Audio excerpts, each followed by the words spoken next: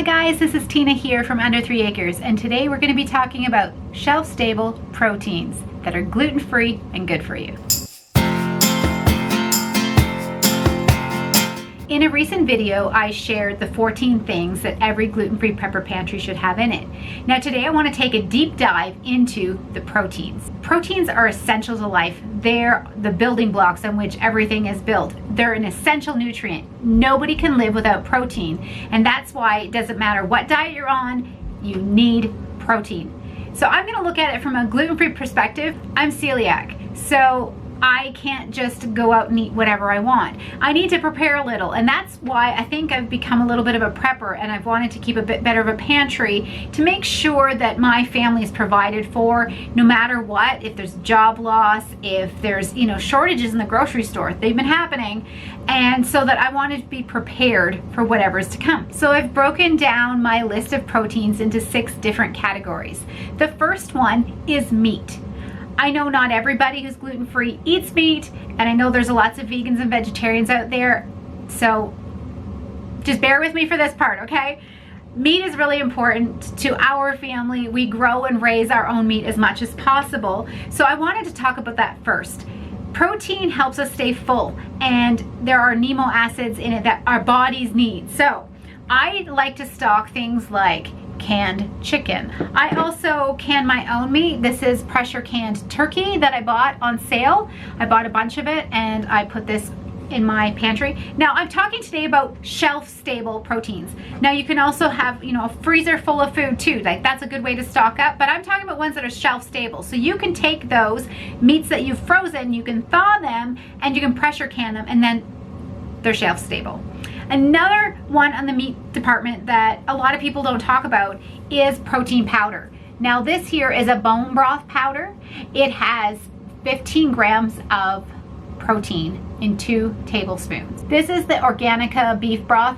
They also make chicken broth, and they have a few other ones. I think I have a chicken with ginger flavor.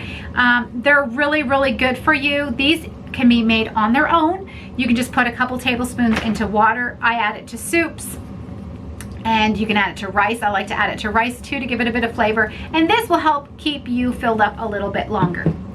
The next item on my list are eggs. Now I don't have any egg products with me right now. We have chickens and we have ducks that are producing eggs right now, so I don't keep a lot on the shelf, but if they were in overproduction, I would probably pickle or water glass can those. And I also have intentions in the future to buy some powdered eggs. You can buy those in the number 10 cans, and you can also buy them in other variations. I've seen them on Amazon. I've seen them on like emergency prepper stores. I'll put a few links down below of where I've found them. We all know that beans are a great source of protein, and so are lentils, and so that's what I'm getting to next, are the beans and the lentils. Now you can buy them in all different varieties. Here's, for example, some black beans that I bought, and they're dry, and you can keep these, and they're shelf stable for a really long time. I also have lentils, and I have peas. I didn't want to bring my whole pantry with me, as you can imagine. But beans are a really good way to make you feel full. Now, I like to soak mine first. There are debates on how long you should soak them, if you should add, some baking soda to take out some of that, I think it's phytic acid is what it is. I also have a bunch of navy beans. I've shared this in one of my grocery hauls. And now I will take these and turn them into baked beans. Now you can can beans. There are different recipes and there's different ways to do it safely, or you can go the good old-fashioned way and just buy them in cans. I've found these at the dollar store, and I watch for sales at the grocery store to stock up on those, as well as things like refried beans. Whatever beans, lentils, peas that you can do. I've also canned some pea soup. I didn't bring that in here. And things like that that will fill you up, that are great to keep, and they're shelf stable, and they're healthy, and they're, I don't know, it's love-hate. Sometimes I like them, sometimes I don't, but that's just what it is. The next protein on my list are nuts and seeds. Things like peanut butter, sunflower seed butter. This is one of our favorites. You can get hazelnut butter, and we also like things like almonds, almond flour. These are really, really high in protein. It says 10 grams of protein in 50 grams, third cup serving. So that works out to be about 20 grams per 100 grams. So it's really high in protein, which is really, really great. Some other options are like Brazil nuts, pecans, walnuts. I've got some pumpkin seeds, sunflower seeds. All of those are great ways to get a little bit of protein in your diet.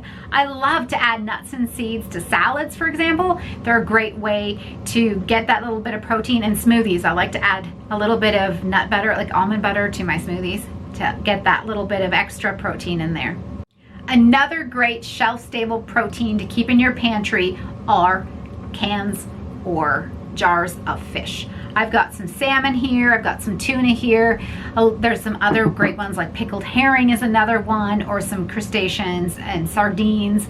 Those are all really high in omegas, so they're also really, really good for your skin, for your hair, for your nails. That's all really good for you. Plus they're a great source of protein. So my last category of gluten-free shelf-stable proteins are the pseudo-grains like quinoa, amaranth, and buckwheat. We don't really think of them as proteins. At least I didn't. I think of them more as like pseudo grains, but they are really high in protein. Each of these has 13 grams of protein per 100 grams, which is a substantial amount when you think about it. I've always thought of them as carbs, but they are pretty high in protein. And buckwheat is actually kind of a bit of a wonder. I was looking up some things about it because I was like, is that really a protein? It's an antioxidant. It has anti-inflammatory properties that are really good for your colon and for your body in general. And it has a really, really high mineral content with things like manganese and magnesium and a bunch of other things. So it's really, really good for you. Not only is it shelf stable, you can make sourdough with this. I've got a gluten-free sourdough starter that I want to get going and using my buckwheat flour to make that. And you can also use the buckwheat groats. I have a recipe for fermented buckwheat bread that I love to make. It just takes a really long time to make it. So I probably will make a video on that.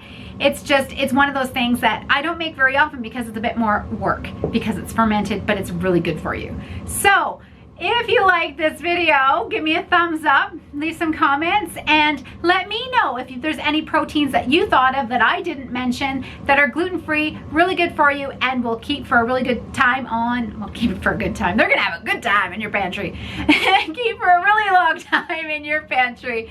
And we'll see you in the next video. Bye.